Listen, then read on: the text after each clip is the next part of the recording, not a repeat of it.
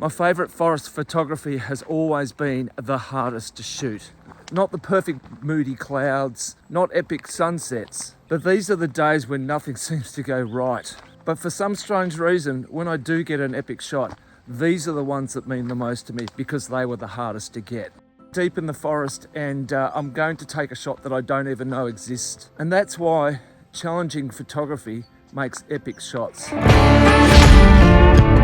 Forest photography is chaotic, and there's no leading lines often, and you often have to carve your own compositions out of the mess. So the first lesson is you don't find compositions in the forest, you carve them out. Forest photography, it makes you a better photographer, and it makes you become more creative with what you want to find and what you do.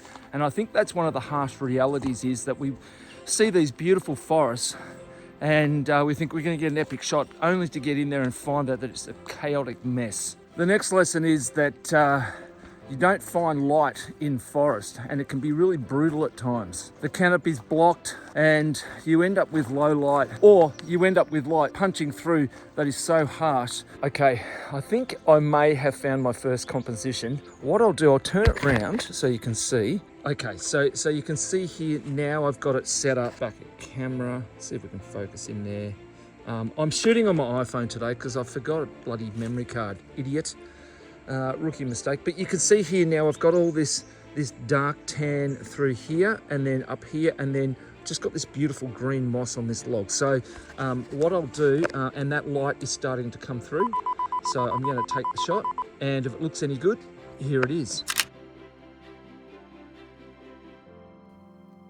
So here is a great example of singling out an item amongst the forest. A beautiful tree laying on its side with green moss. Well, it might not be shot of the year, but it's always about trying new things, experimenting with your focal length, zooming in, zooming out, and changing different shutter speeds to see what happens. So one of the things that I actually also do is look for fallen trees. I don't know if I mentioned that earlier, but sometimes when you get those big trees falling, what that does, it actually breaks the canopy up and gives you some room to find certain composition. Now, if you are getting anything out of my videos, I would love you to subscribe. I am trying to get to 1,000 subscribers by 2026, and I would love you to be part of the Shooting at Raw community. So again, I have found another composition, which is, it is that, and you can see this tree root, which I've sort of made the feature. It's actually more of that is what I take. And then of course you've got over here, you've got these beautiful green and everything sort of leading down through. So if I go to the back of the camera, you can see there what I'm shooting. 1.6 seconds, f11 and ISO 64. I think this is beautiful. This is another really great composition, and there's a little creek down here. I'll have a look down there too in a minute. While I thought this shot worked well and it was a nice shot, I felt that it wasn't quite there, and then this next shot was wow. I really felt that this works so much better, and this is what I'm talking about singling things out and trying new compositions. Looks quite good, and I'm going to show you down. I've got my camera really low. In fact, I'll show you where it is. Sitting balanced on a rock in the middle of the stream. So you can see that what I'm trying to do is draw the eye in through here, and we've got a bit of water just running down and up into that, and it's actually quite a beautiful spot that I have found. What I'm trying to do is take that shot there. So like I said, we're always trying to find leading lines, but it can often be very hard in forest photography. So, but anyway, if this shot looks any good, here it is. This shot, how your eye is actually led up the creek into that beautiful garden at the top of the picture.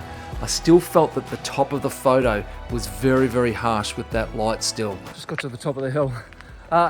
Well, so you can see there how I sort of singled out some shots and tried to find a composition amongst the chaos. It's not easy, I tell you. But yeah, So anyway, I'm just heading down to another spot that I saw on the way in. So let me turn around and show what it looks like. So you can see here it is quite beautiful, and I can see why people come here and take photos. But that is what I am looking at. Take you in the back of the camera. I am shooting at 2.5, f10 and ISO 64. So if the shot looks any good, here it is.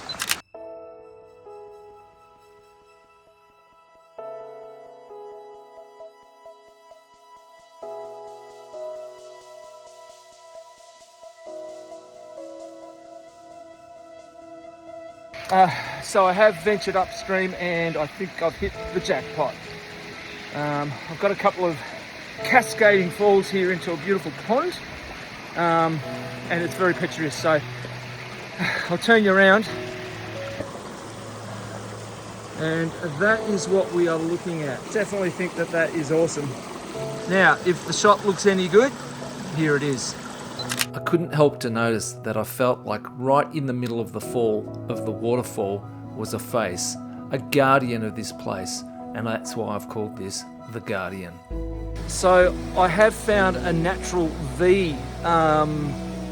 So you can see here, I've got the V of the trees drawing your eye in up to the waterfall. So, if that shot looks any good, here it is.